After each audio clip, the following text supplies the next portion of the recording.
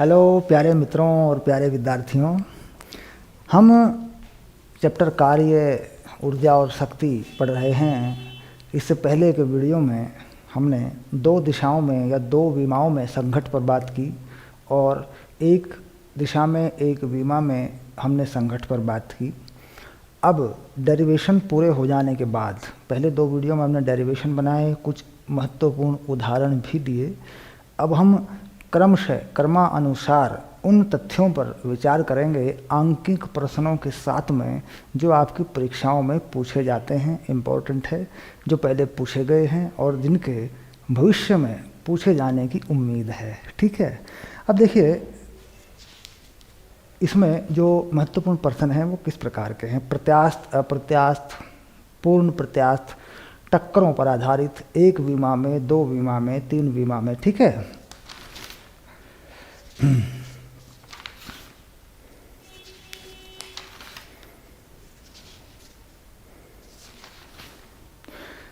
अब ये आता है कि संवेग संरक्षण कैसे काम करता है। और एक यहाँ पर मेरे पास बहुत ही महत्वपूर्ण बिंदु है, जैसे मैंने बनाया हुआ है, ये एक एक पेज पर मैंने एक एक चीज़ बना के रखी हुई है ताकि मैं देख लूँ एक बार उठा के। ये बहुत महत्वपूर्ण है। संवेग संरक्षण, विस्फोट जब होता है, जब कोई बॉम्ब ब्लास्ट होता है, उस पर अगर बात करें तो किस तरीके से हम, अगर किसी का वेग मालूम नहीं है तो वेग कैसे मालूम करते हैं, है ना।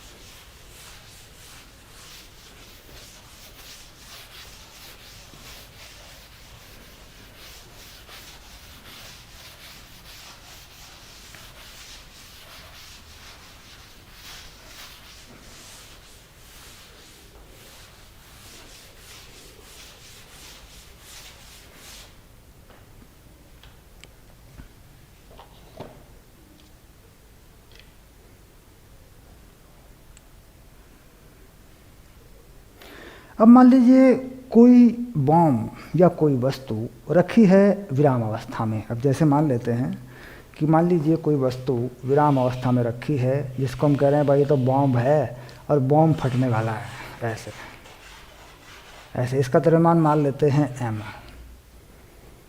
ठीक, अब ये फट जाता है, तीन हिस्सों में फट जाता है। मान लीजिए तीन हिस्सों में फटता है तो दो हिस्से किस प्रकार किस तरफ जाते हैं उनकी जानकारी है हमारे पास। इसका द्रव्यमान है m/3 और ये इस तरफ गया u से, यानी इसका वेग चाल संवेग मालूम है। इसके लंबवत दिशा में दूसरा हिस्सा गया इस प्रकार और उसका भी द्रव्यमान जो है m/3 और वो भी गया u से। ठीक, ये बता दिया गया है। तो कह रहा है जो तीसरा हिस्सा है वो किस दिशा में जाएगा और वो किस वेग से जाएगा, ऐसे। ठीक, यानी तीसरे वाला हिस्सा अगर इस दिशा में चलता है, कोई मानी हुई दिशा है, ठीक, और इसका वेग है u3 और द्रव्यमान है m/3, तो ये जो u3 है ये बताना है। बताना मतलब इसकी दिशा भी बतानी है। तो देखिए इस तरह के सवालों में हमें कोई अक्ष नहीं दिया होता, कोई दिशा नहीं दी होती, बस बता दिया जाता है कि दो हिस्से हैं जो एक दूसरे के लंबवत दिशाओं में चले गए। तो हमें क्या करना होता है, भौतिक विज्ञान में एक सदिश निरूपण, वेक्टर रिप्रेजेंटेशन हमेशा अपने दिमाग में रखना होता है ताकि आवश्यकता पड़ने पर हम उसे लागू कर दें। तो देखिए बात हुई कि दो लंबवत दिशाओं में गए, तो हम क्या मान लेंगे इसमें, हम मान लेंगे x अक्ष और y अक्ष। ठीक, तो अब मान लें कि भाई ये जो अक्ष है ये है x अक्ष और ये है y अक्ष, ये मान लेते हैं। ठीक, अब x अक्ष और y अक्ष में अगर बात करें तो पहले का संवेग 0 है क्योंकि फटने से पहले कुछ चल नहीं रहा था। बाद का संवेग अगर लिखा जाए तो ये वाला संवेग m/3 u, ये है i कैप, एक्स अक्ष पर, और वो वाला पॉजिटिव वाई पॉजिटिव एक्स, तो ये है दूसरे वाला m/3 u j कैप, और तीसरे वाला m/3 v वेक्टर, यानी मालूम नहीं है, ये जो v है ये मालूम नहीं है हमें, ठीक। तो अगर देखें यहाँ से तो v का मान हमें मिल जाता है, हम m/3 इसमें से हटा देते हैं, भाग कर देते हैं इससे, तो 0 में चला जाएगा।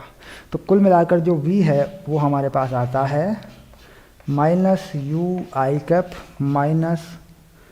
-u j कैप, ठीक। यानी i और j के बिल्कुल बीच में, ठीक, क्योंकि दोनों समान हैं। तो u कॉमन ले लें, -u कॉमन ले लें, तो देखो क्या बनता है i + j, ठीक। अगर इसका परिमाण देखें तो कितना आता है, वेक्टर का परिमाण आप जानते हैं, माइनस माइनस प्लस हो जाएगा, और इसका परिमाण i का नंबर क्या है 1 का वर्ग, j का नंबर क्या है 1 का वर्ग, तो इसका परिमाण कितना आ गया, ये आ गया u वर्गमूल 2 से चलेगा। यानी ये जो है u3 जिसे तुम कह रहे हो, u3 कितना होगा, u वर्गमूल 2 से होगा, मीटर प्रति सेकंड, और यहाँ से बराबर बराबर कोण पर होगा बीच में, तो ये कोण कितना होगा 45 अंश, और ये भी 45 अंश। क्योंकि देखने से सामान्य दिख रहा है, आई और जे के नंबर बराबर हैं, तो दिशा आसानी से पता चलती बीच में आ रहा है, ठीक। और अगर दिशा बतानी है तो दिशा, इसकी जो दिशा है वो किस प्रकार बताते हैं, दिशा है ना, ये लिखते हैं u3 की दिशा। तो क्या करते हैं, इसके सदिश को इसके परिमाण से भाग करते हैं। तो सदिश कितना है, इसका सदिश है -u i + j, इसका परिमाण है u वर्गमूल 2, ठीक। तो u कट जाएगा, देखिए तो कितनी आ गई u3 की दिशा, दिशा सदिश है ना, -i + j बटे वर्गमूल 2, तो ये u3 का दिशा सदिश है, इस दिशा में जाएगा, ठीक। तो ये क्या है, बम के फटने वाली बात है, ठीक। अब अगर इसमें m3 m/3 m/3 m/3 m/3 ना हो, कुछ और हो, तो वैसे ही रख सकते हैं। यहाँ पे जो भी द्रव्यमान है वो यहाँ बताए गए उनको रख दीजिए, जो भी u की जगह पर वैल्यू है उन्हें रख दीजिए, तो मिल जाएगा v। अगर दो लंबवत दिशाओं में नहीं गए, एक दूसरे से 60 अंश के कोण पर गए, तो घटक बना के लिख दीजिए, i की तरफ कितना घटक है, j की तरफ कितना घटक है, तो v घटकों में v फिर आ जाएगा आपके पास, जो कि इससे पीछे के वीडियो में मैंने बताया कि घटक किस प्रकार बनाते हैं, संवेग कैसे लिखते हैं, ठीक है।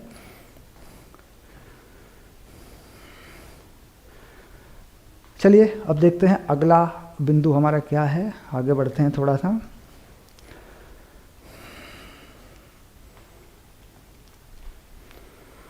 सबसे पहले हम अगले पॉइंट पे आते हैं।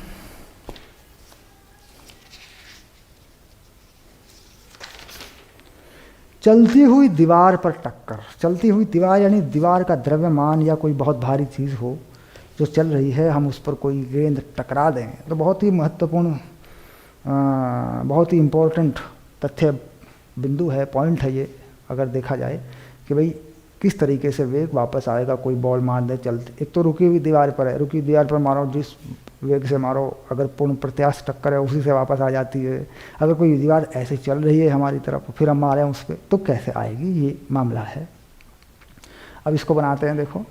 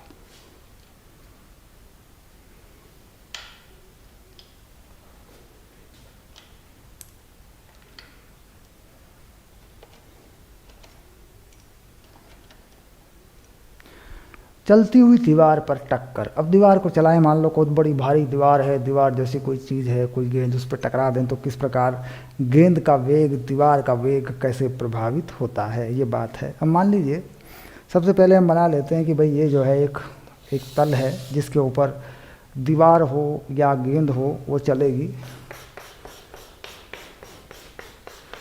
ऐसे, और यहाँ एक बड़ी सी दीवार खड़ी करते हैं इस तरीके से, पहिए लगा देते हैं इसको, और ये मानते हैं कि ये दीवार जो है चल रही है ऐसे। इसका द्रव्यमान मान लेते हैं m, इस प्रकार यूँ, और ये चल रही है इस तरफ, और इसमें एक वेग है इस तरफ, उसे मान लेते हैं वेग को u ऐसे। अब इस पर कोई गेंद टकराती है इस दिशा में, कोई गेंद मान लीजिए यूँ टकराती है u0 से, और इसका द्रव्यमान है m, ठीक, और टक्कर है पूर्ण प्रत्यास्थ और एक ही दिशा में एक ही विमा में ये टक्कर है। तो कहते हैं टक्कर के बाद गेंद का वेग या गेंद की चाल बताइए। ठीक, क्या बताना है? दीवार से टक्कर के बाद, दीवार से टकराने के बाद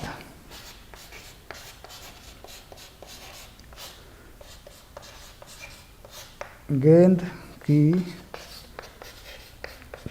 चाल या वेग बताइए, ये सवाल है। ठीक, बड़ा ही महत्वपूर्ण सवाल है। प्रतियोगी परीक्षाओं में इस तरह के सवाल बहुत आते हैं, ये भी आ चुका है, कई बार आ चुका है। मेडिकल के एग्ज़ाम में, नीट वगैरह में जैसे पहले होते थे, नीट CPMT वगैरह आ चुका है पहले। ठीक, अब इसमें क्या करना है, हमें देखना है टक्कर से पहले का संवेग, टक्कर के बाद का संवेग। तो टक्कर से पहले का संवेग, आगे की दिशा को क्या मान लें? धनात्मक, x अक्ष मान सकते हैं, और क्या मान लें कि ये दिशा धनात्मक है। तो टक्कर से पहले का संवेग देखा जाए तो गोली या बॉल जो भी वस्तु इस पर टकराएगी वो आगे की तरफ धनात्मक, तो mu0। ये पूरी की पूरी दीवार u से जा रही है विपरीत दिशा में, तो -mu। टक्कर के बाद ये चला v2 से, टक्कर के बाद क्या माना इसको मान लिया टक्कर के बाद v2 से, और गेंद चली टक्कर के बाद किसी भी तरफ मान सकते हैं गेंद को, गेंद चली मान लीजिए v1 से, वापस आएगी तो इधर मान सकते हैं, लेकिन वहाँ पर हम मान कैसे रखते हैं? हम धनात्मक ही रखते हैं, क्योंकि वो फिर बाद में आता है वैल्यू ऋणात्मक। ठीक, तो मानी हुई बात है, v1 v2 माने हुए हैं, तो जैसे माना वैसे मान सकते हैं। दोनों को धनात्मक मान सकते हैं। मान लो मैंने v2 को इधर माना, तो मानने का जो तरीका है मेरा, वो जो होना चाहिए वो कर देता हूँ मैं। टक्कर के बाद मान लीजिए दीवार जो है चली धनात्मक दिशा में v2 से, ऐसे ही मान लिया। हालांकि दीवार पर कोई फर्क नहीं पड़ेगा, दीवार चलती रहेगी ऐसे ही, बहुत ज़्यादा द्रव्यमान है उसका, हम ये मान रहे हैं। और क्या मान लिया? द्रव्यमान का नियम भी लिख दीजिए, m से बहुत बड़ा है बड़ा M, ये वाला। ठीक, और टक्कर कैसी है? पूर्ण प्रत्यास्थ टक्कर।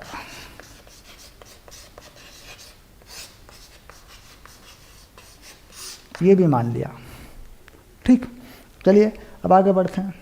अब मान लीजिए टक्कर के बाद m चला v1 से और दीवार चली v2 से। ठीक, ये है संवेग, टक्कर से पहले का, टक्कर के बाद का, जिसमें v1 v2 हमें पता करना है। ठीक, अब हम लिखते हैं गुणांक, प्रत्यास्था गुणांक, प्रत्यास्थता गुणांक टक्करों का या संघट का गुणांक। तो वो क्या है? वो होता है v2 माइनस v1 बटे u1 माइनस u2, ये होता है e। पूर्ण प्रत्यास्थ में इसको लिखते हैं 1। ठीक, तो लिख देते हैं, देखो इसको बना देते हैं। अब ये हो गया v2 माइनस v1, u1 कितना है? u1, इसको मान लिया था u1, बॉल को या गेंद को, गोली को u1 मान लिया था, तो ये है u0 minus minus minus u। ये माइनस u क्यों लगा? क्योंकि पीछे की तरफ है। u2 जो है वो दीवार का माना और पीछे की तरफ माना, और ये मान लिया 1, इस प्रकार। तो यहाँ देखा जाए तो v2 v1, तो v2 माइनस v1 जो आ रहा है वो आ रहा है u0 प्लस u, ऐसे। हमें चाहिए v1, तो v2 का मान निकाल लेते हैं। V2 का मान आया हमारा V1 plus U0 plus U। हमें V1 चाहिए, हम गेंद की चाल, गेंद का वेग जानना चाहते हैं, ठीक है। अब ये V2 का जो मान है ये वाला, इसको यहाँ लगा देते हैं ऐसे, ठीक।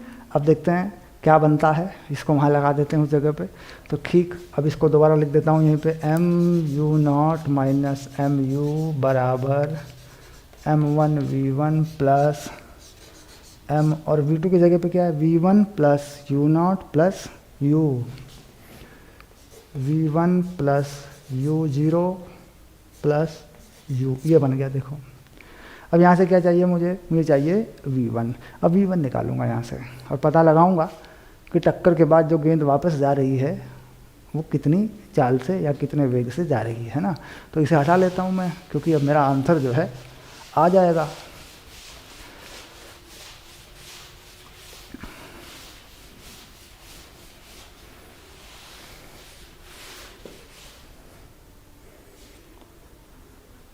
तो कुल मिलाकर देखूं मैं तो यहाँ देखिए ये V1 को इकट्ठा कर देता हूँ, m1 प्लस m, और ये हो गया V1। अब और जो पद हैं उसको अलग कर देता हूँ, m के साथ में पद आ रहा है u0 प्लस u, ये, और इधर इसको जो का तो लिख देता हूँ mu0 माइनस mu, ऐसे। अब ये पद है देखो, इसको इधर ले आता हूँ इस तरफ, तो ऐसे लिख देता हूँ m1 प्लस m1 है ना, छोटा m है, m1 है, m1 ही मान लिया, जगह जगह m1 लिख रहे तो m1 लिख दो, और यहाँ पे भी इसको m1 लिख दो, है ना। हाँ ठीक है, ओके, यहाँ पे भी m1 लिख दो, ये रहा। चलो ठीक है, अब आगे बढ़ें। यहाँ क्या है, यहाँ है v1, तो ये पद है, बाकी बराबर में ये लिख देते हैं m1 u0 माइनस mu, और ये माइनस में आ जाएगा mu0 प्लस u, ऐसे, ठीक। अब इसको हल करेंगे, ब्रैकेट खोल देंगे इसका, m1 के साथ क्या है, u0 है, बस और कुछ नहीं है, और ये माइनस m, ये सब u plus u0 plus u, ये हैं बड़े m के साथ, ठीक।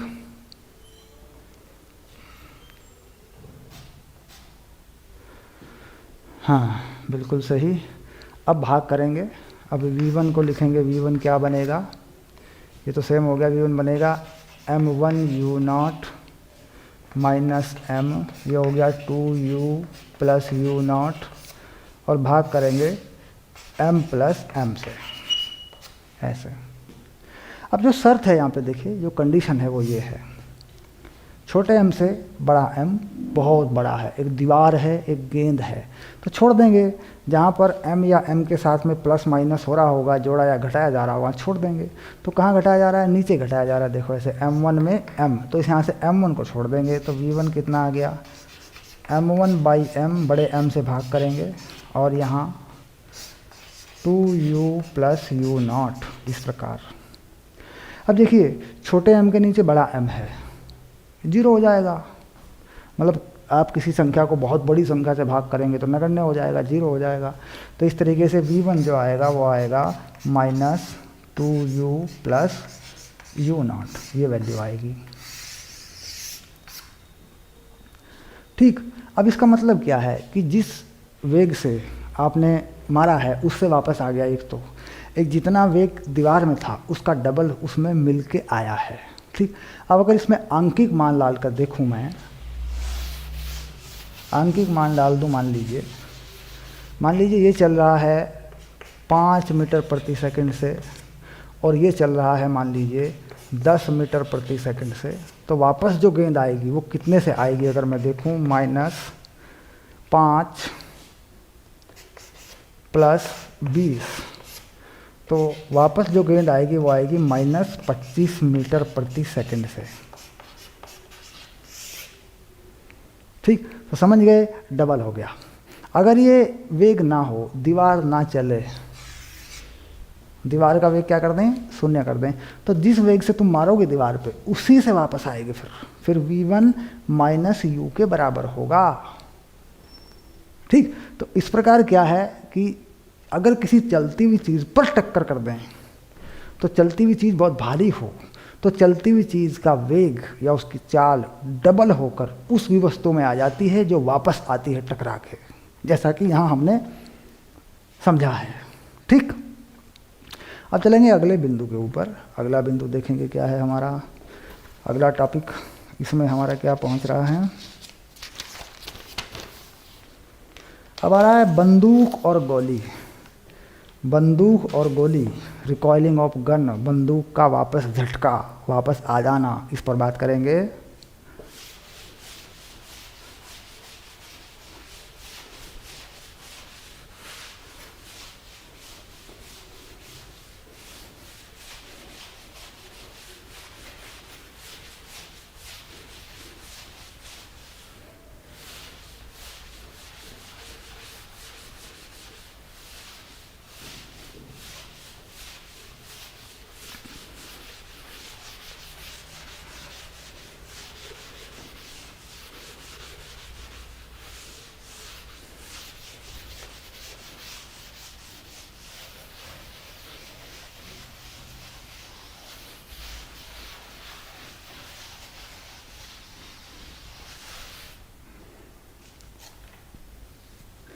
तो उसके लिए क्या करते हैं, एक बंदूक बनाते हैं, बंदूक में गोली बनाते हैं। ठीक, तो बंदूक तो नहीं, एक रिवॉल्वर सा बना देते हैं। देखो ये बना देंगे रिवॉल्वर, देखो रिवॉल्वर बना रहा हूँ ऐसे और ऐसे, यूँ यूँ, और ये बन गया रिवॉल्वर। ठीक, ऐसे ओके, ये बना दिया मैंने रिवॉल्वर। देखो फटाक से रिवॉल्वर बना दिया मैंने, ये हो गया इसका ट्रिगर। ठीक, अब इसका जो द्रव्यमान है, बंदूक का द्रव्यमान, वो हो गया m, और जो गोली इसमें से निकल के चलेगी, जो गोली अभी इसी में है, मान लो इसी में गोली है अभी, देखो ये जो गोली है ये इसी में है, इसका द्रव्यमान है m। ठीक, ओके। अब जब यहाँ से ट्रिगर दबाओगे, जो पीछे की तरफ ट्रिगर दबाओगे, ट्रिगर यार ऐसे नहीं होता यार, ट्रिगर उल्टा होता है यार, ये होता है कवर, ट्रिगर यूँ होता है, यूँ ऐसे, यूँ दबता है पीछे को, है ना। जब ट्रिगर दबेगा यानी जब घोड़ा दबेगा, तब क्या होगा, तब होगा ये कि अभी जो संवेग है वो कितना है, अभी संवेग क्या है, अभी है m प्लस m, यानी बंदूक और गोली दोनों 0 पर हैं। गोली चलने से पहले का संवेग है ये है मान लीजिए p1, गोली चलने से पहले का संवेग, और जो दिशा है इसी दिशा में मान लिया हमने, एक ही दिशा में मान लिया। अब जब गोली छूट गई तो क्या होगा, तो बंदूक चलेगी पीछे को, यानी बंदूक जो आएगी, बंदूक में वेग आ जाएगा पीछे को, यार फिर से बंदूक बना हुआ है, ये बन गई देखो फिर से बंदूक में वेग आएगा पीछे को, उसको v मान लिया, और गोली जा रही होगी आगे को ऐसे, इसमें आएगा u और इसका द्रव्यमान m। तो बंदूक में द्रव्यमान कितना रह जाएगा, m माइनस m, ये बंदूक में द्रव्यमान रह जाएगा। ठीक, अब अगर देखा जाए कि बंदूक पीछे को चलेगी, हमने तो नहीं माना, हम तो प्लस में ही मानते हैं v1 v2 को, लेकिन ये आएगा पीछे को, देखो कैसे निकलते हैं। अब आया p2 कितना मान लें, कुल द्रव्यमान कितना है, गोली में है आगे को, बंदूक का भी आगे कोई मान लें, इसमें है m माइनस m, ये चली v से। ठीक, तो देखो p1 और p2 को समान कर दें, अगर p1 p2 अगर बराबर हैं तो v का मान आ जाएगा minus mu upon m minus m। ठीक, इससे बंदूक इस चाल से, इस वेग से, वेग है माइनस लगा है तो वेग कहेंगे, माइनस हटा देंगे तो पीछे की तरफ चाल बन जाएगी, से एक बंदूक वापस आती है। अब अगर मान लो शर्त लगा दें इसमें कि भाई गोली बहुत हल्की है, बंदूक का द्रव्यमान बहुत बड़ा है गोली से, तो कितना हो जाएगा, ये हो जाएगा माइनस mu बटे m। क्यों, क्योंकि जो m है ये घट रहा है बंदूक में से, ये बहुत कम है, तो इसलिए ये बन जाएगा। लेकिन सही उत्तर क्या है, सही उत्तर ये है, ये सही उत्तर है। ये लगभग उत्तर है ना, उत्तर का लगभग मान है ये, ठीक है। तो ये होता है गोली और बंदूक का खेल, ठीक है। अब देखते हैं अगला बिंदु हमारा क्या है, आगे वाली चीज़ क्या है हमारे पास, उसको देखते हैं।